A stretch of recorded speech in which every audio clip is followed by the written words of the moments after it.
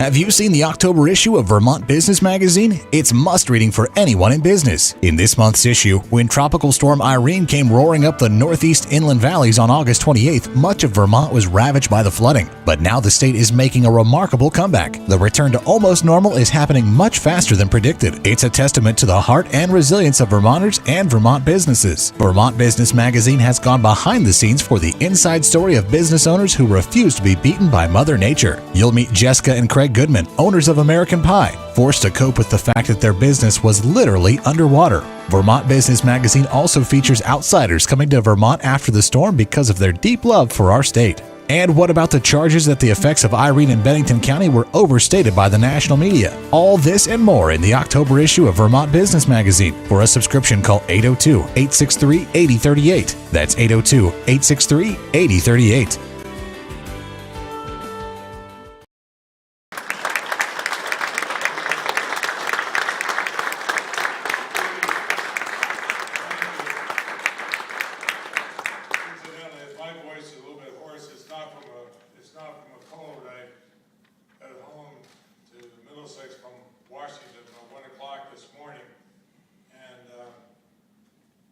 I can't complain because John Tracy was there meeting with me at 1 o'clock this morning. I don't think either he or Tom Barry sleep when I look at all the work they've been doing, especially Hurricane Irene.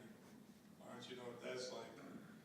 But I want to thank President Bramley for, kind of like saying that, President Bramley. You know, John and I have known each other forever, but I greet him as Mr. President. I only get to do that with one other person.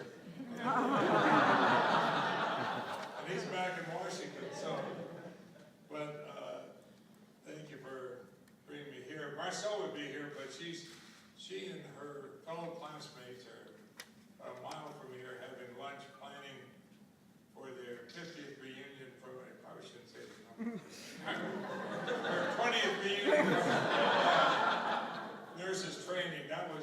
We remember the date very well because we had to wait to get married till she finished the nurse's training, and then 2 weeks later we got married, so you can do the math. And John and I have been friends for years, and so I congratulate him, offered him condolences too for taking on this job. But I'm delighted for the University of Vermont. I'm delighted for Vermont, John, that you're doing that. We've worked on so many projects where we can talk in shorthand, as Karen knows, when we're together, and I do appreciate that. You know, this last spring we saw entire lakeshore communities underwater. We saw the devastating floods that swept down our rivers in May, and I hoped at that time to be the worst that Mother Nature would have for us. Then Tropical Storm Irene hit. That was devastation beyond what I imagined possible. I told Governor Champlain and General Dubé as we were helicoptering around the day after the storm, and I also told the other members of the delegation who were doing the same thing, that I remember the stories my parents and grandparents told me about the 27 flood when I was a child. They were telling me about what had happened long before I was born. And I said, yeah, okay. Suddenly, I'm looking down at something that I've never seen in my lifetime here in Vermont. And it was amazing. Marcel and I drove around the state a week ago more just to thank volunteers. And I tell you, there were times in some of the places we were, Tom, you were in some of those, and John, you were, we were in tears. Look at what's happening. Now, these are supposed to be a once-in-a-lifetime event. But some now believe these may be a new normal. They reflect the forecast of our best climate models. There are people who want to deny science, but you can't deny reality. And what we're seeing is reality. And we've been humbled to learn that climate can and will have a dramatic effect on every aspect of our life in Vermont. Now, we can do everything possible to reduce carbon emission, but we have to realize that climate change is upon us, and unfortunately it's the sort that can accelerate it. The EPSCoR project presents the opportunity for us to understand and respond to climate change in the Champlain Basin in ways that protect our homes and towns. And John helped to restore our great, big, beautiful lake. But it's important to us. We can demonstrate to the rest of the country that we're the head of everybody in what we're seeing. And we can become the model, not only for our country, but for the world, of what can be done. Helen, I see you shaking your head. Yes, you know exactly what I mean. Friend John Howland knows exactly what I mean. This is why I fight so hard for these funds. I've secured funding for the Lake Champlain Basin program to investigate climate change and impact of flood events around the lake. But now the EPSCOR project goes further. It's going to provide the real capacity to take a serious look at these issues and reach out to towns and cities and small businesses. At the same time, Frank, like this will create jobs throughout the region. We're going to bring in the entire EPSCOR consortium, we say including UVM, Maryland, my alma mater at St. Michael's, Johnson State College, Middlebury College, Community College of Vermont.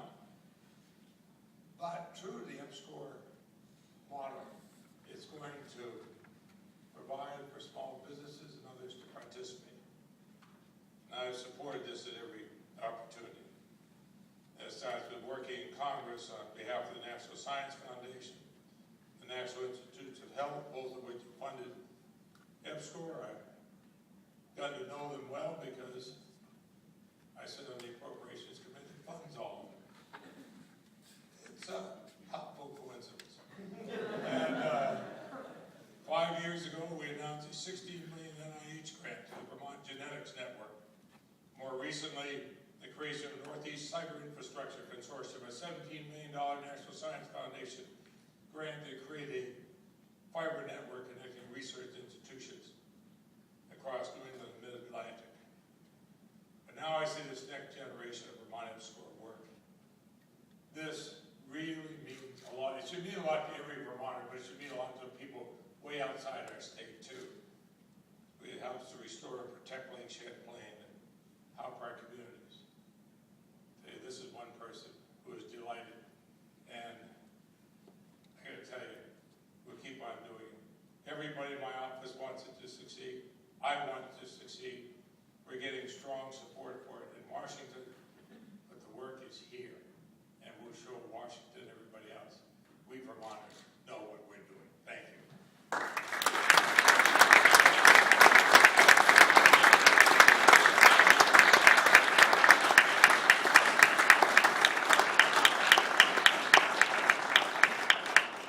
And Senator, let me say again how much I, the university, and in fact the whole of Vermont, appreciate your steadfast work on behalf of the state and its people in what I suspect are perhaps trying times. See, John has explained to me that while his native tongue is English, the rest of us are slowly learning it. And that is New England understatement. Absolutely. As the University of Vermont, of course, we have a real partner in the state in so many ways, and we've seen a whole set of examples of that emphasized even more in recent weeks. And I'm delighted to ask to come to the podium at this stage Secretary Lawrence Miller, who is representing the Governor Shumlin, who couldn't be here, and the administration, and of course is our partner in terms of our work in commerce and economic development. So thank you, Lawrence.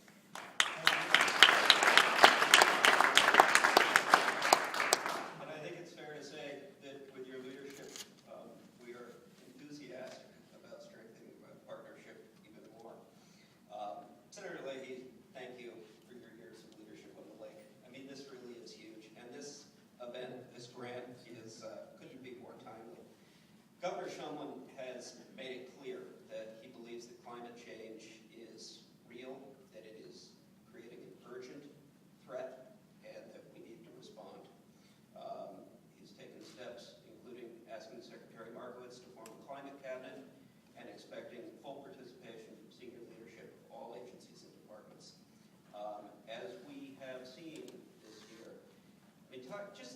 about the nutrient load that hit the lake in the spring floods over a few hours.